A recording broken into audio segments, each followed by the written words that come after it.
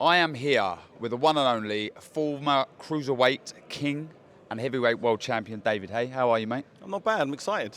I'm very, very excited. Yeah? You know, seeing everyone up there ready to go to war, to quiet before the storm. Nice. Right, I've got some upcoming fight predictions I want from you. Right, first off, AJ versus Usyk. Anthony Joshua will win if he has the right mindset. Physically, he has the tools to do it. Usyk has also the tools to do it if Anthony Joshua wants to have a boxing match with him. He needs to turn it into as close to a street fight as possible. He needs to push and pull and rough him up. If he doesn't get a point deducted for some infringement, he's not trying hard enough. Basically hit him everywhere. Hit him everywhere. And remember, he's Anthony Joshua. He can get away with a lot more than other people can. He's the cash cow. Push it to the absolute limit. Okay, mate. Right, next up, Canelo versus Triple G, the trilogy. Canelo by stoppage, I think, is a perfect fight for Canelo, coming down to someone who's around his actual natural weight. You know, going up to fighting these giants, you know, and giving a good account of himself. You know, he fell short just a little bit one time against a light heavyweight world champion. He's not a light heavyweight. He's just trying to test himself. The fact he's coming back down to someone who weighs the same as he does, someone that he's beaten twice before, controversially one of them.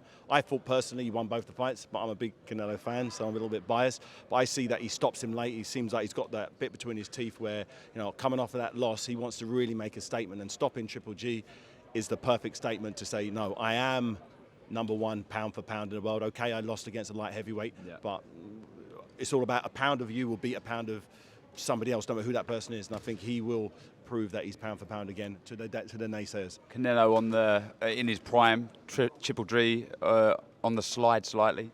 Definitely, I definitely think one is past their best and one is coming into their best. Yeah. Although Canelo lost that fight, he was fighting someone who had much more physical attributes than him in terms of size, stature, and he had a good game plan. He was willing to win ugly. You know, Canelo's trying to win impressively. He's trying to get all the fans in these big stadiums excited. So he's evolved a style, a fan-friendly style, whereas his light heavyweight champion opponent overnight was just willing to just win on points. Yeah. Right, the next one is Ryan Garcia versus Fortuna.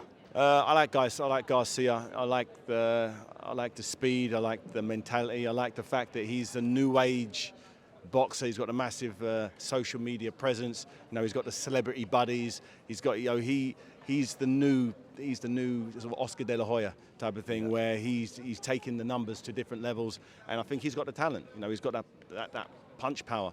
You know, the way he did to Luke Campbell. You know, the way he does things. You know, he's vulnerable. He can be put down, but he's evolving. He's a baby in boxing terms, but he's looking at these massive fights. I think he's going to go all the way. I like what I see. Forget about all the other stuff, because that's other stuff. In the ring, what he does, he's just got that freakish power, speed, athleticism, and he seems, from the outside looking in, as the full package. And the big one, Saturday night, Derek Chisora, Pulev. Who wins this one? I think it's all down to the jab of Pulev. If Pulev is able to establish the jab and become comfortable behind the jab, then Derek Chisora's got a problem. If Derek Chisora is able to get inside that jab and make it a close quarters fight, middle distance fight, where there's bombs flying, where people are pulling and pushing, that I believe will work for Derek Chisora in a big, big way, and I think he'll do that. You know, looking at his last 3 fights, look at his last 5 fights, he has a much better opposition. He's had much better opposition in the other corner, and although he hasn't won on paper, he's performed better at a higher level. So I just think Pulev, I think he's past his prime now. There hasn't been that many signs in the ring, but he hasn't fought anyone to show him. I think Derek Chisora is the guy that's going to really show up, you know, his frailties and the fact that he is in his early 40s. You know, he needs to keep this fight as comfortable as possible, and to use that educated jab that he's used to defend his European title. He used that a lot to beat Derek the first time round. You know, but Derek wasn't able to get inside the first fight as much as he does in recent years. I think it's an intriguing fight. I think it's exciting, but I see Derek Chisora grinding him down and stopping him late, and it's not going to be easy. It's not going to be fun. You know, no Derek Chisora fight is an easy fight for him. He knows it's hard. He's mentally prepared for war. You know, you saw him. You saw the whole energy is, I've just got to fight. I just got to fight and go Get to in war. there, Get in there and get stuck in. And it's not that strategic, but when you're in there with him, you're going to need to do something very special to keep him at bay. Yeah. Right, so Dave, I want to get your thoughts on some of these crossover YouTube fights. What do you think of all these celebrities taking their hand at boxing? I think it's the best thing to happen to boxing ever. New audience? New audience, younger audience.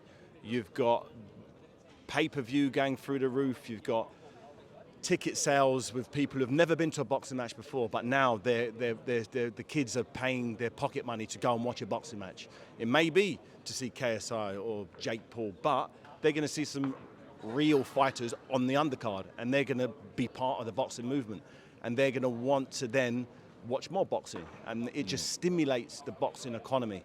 So I think it's the best thing that's happened. It really, really has made massive changes in the sport, and long may it continue. You mentioned Jake Paul. Is he the real deal?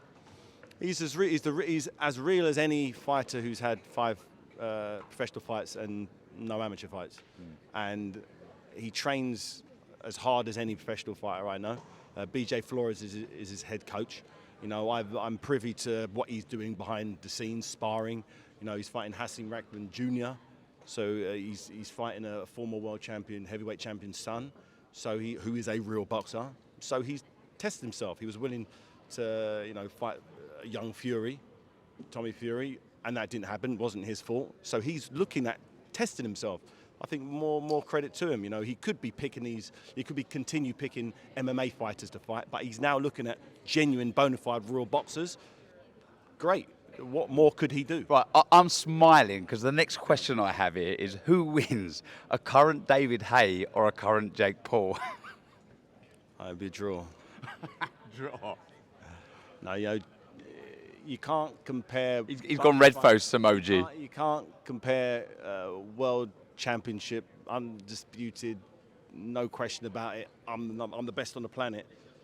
To someone who's had 5 professional fights and is now stepping up. It's a crazy question to ask. You should know better, my friend. Oh, well, I didn't write these questions. Right, and the last one, rank your top 5 heavyweights at the minute. You got Fury, AJ. No, you got to go Usyk. Usyk, AJ. But that will change afterwards. Yeah. But at the right today, Fury, Usyk, AJ, Wilder, and the number 5 could be. I could go with an undefeated fighter, young fighter, or I could go with someone who's tried and tested. I'd probably go maybe Dylan White. Okay, mate. Well, always a pleasure, David. Take care, mate.